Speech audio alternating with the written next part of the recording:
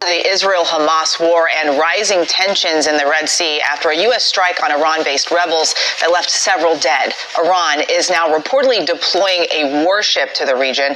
Marcus Moore is in Israel with the latest. Good morning, Marcus.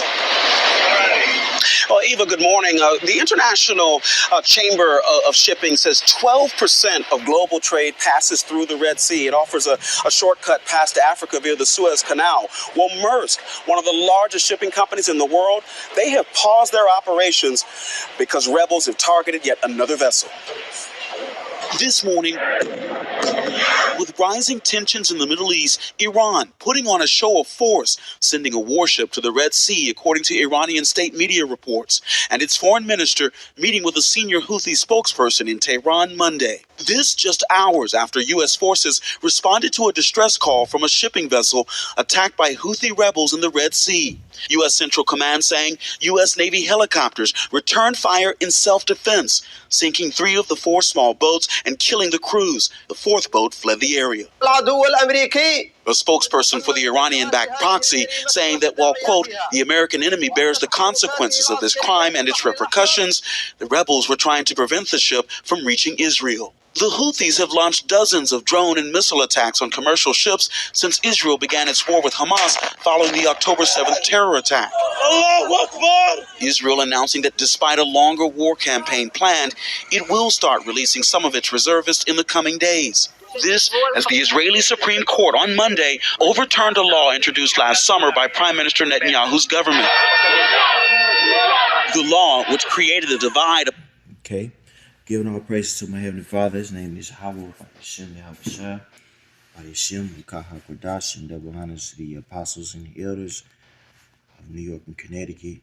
Many salutations to you brothers out there that's kicking his word in our sincerity, also in truth. Now, as you can see, things are still heating up in the Red Sea.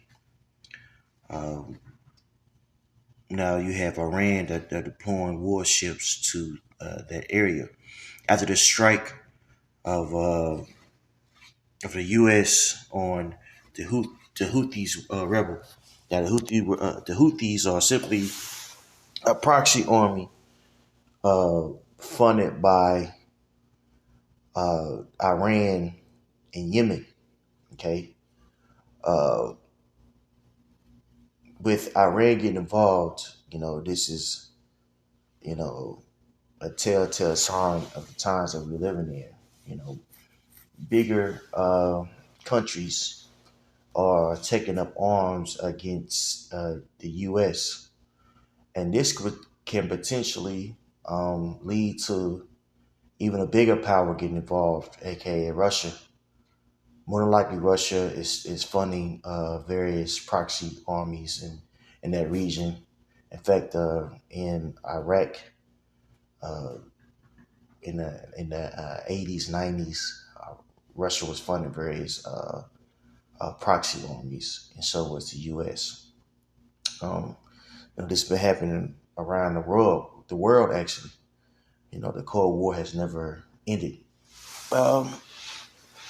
But not to digress too much, but say all that to say that bigger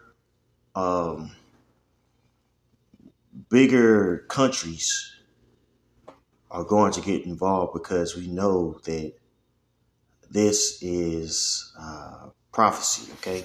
So let's get to some scriptures. Now this is Ezekiel 38 and 1. A word of Yahweh came unto me, saying, Son of man, set thy face against God, the land of Magog, the chief priest of Meshech and Tubal, and prophesy against him, and say, Thus saith Yahweh power, Behold, I am against thee, O God, the chief prince of Meshech and Tubal. And if you look up this region here, this region of Gog and Magog, that is a region of Russia, okay? So what is the Most High going to do to Russia in the latter days? It says, and I will turn thee back and put hooks into thy jaw, and I will bring thee forth and all thy army, horses and horsemen, all of them clothed with the sorts of armor, even a great company with bucklers and shields, and all them handling swords.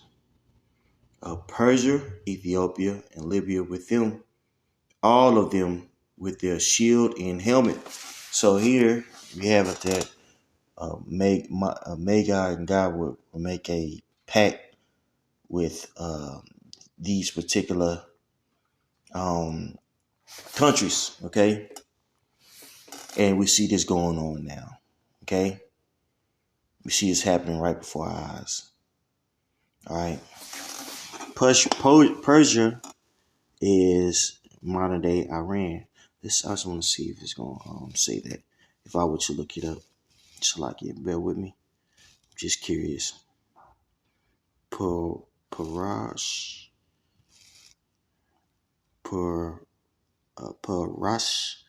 Raash. This is let me see here. See if it has anything to do.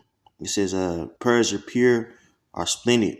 The Empire Persia encompasses the territory from India on the east to Egypt and uh, Thrace to the west. Now this is talking about the older, region of Persia.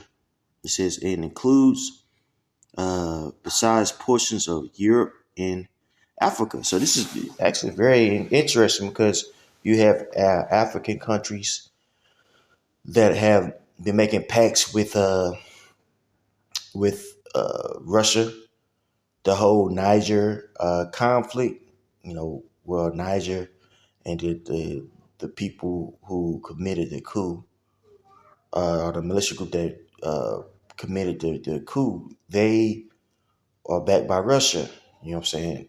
India is a part of BRICS. You have some European countries that are part of BRICS. So it's actually very interesting that they brought out the older region, and not just stated Iran. Is actually very prophetic.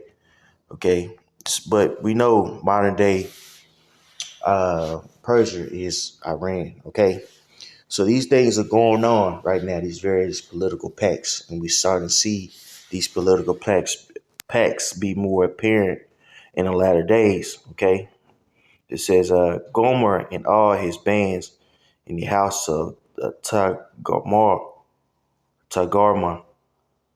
of the north quarters, and all his bands and many people with thee. Be thou prepared and prepare for thyself, thou and all thy company that are assembled unto thee, and be thou a guard uh, unto them. We just end unto you. Get ready, be prepared, keep all the armies around you mobilized, and take command of them. And this is what we see going on the BRICS, which is an economic pact. You have various companies that's circumventing the American dollar. Okay, you have countries like Iran that has been sanctioned for well over 60 years. I mean, I'm talking about, well, actually, I would say 40 years because America has set up a puppet in that region in the 1970s.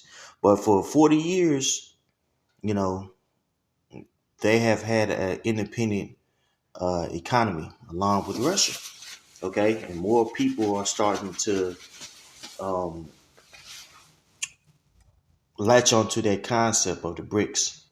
Okay, and they're able to do again economic pacts with one another. Okay, this is all prophetic. War embodies more than just killing and bombing people. It's a whole economy that's attached to it. Okay, so some big things are going on, and we're just in January. Okay, and from the looks of things, this situation is only going to escalate. Okay, the Red Sea situation is only going to escalate. Okay, curious to see what's going to happen in the North Korea area. You know, because he just popped up out of nowhere, and of the Americans' naval bases over there because of Taiwan, which is a whole nother situation. I say that to bring out the fact that the American Army, or in particular, his Navy is being spread, man, spread pretty thin. So any large conflict in any of these regions could cause some major problems, man. So all we gotta do is just watch, stay on alert, and on to the next. Shalom.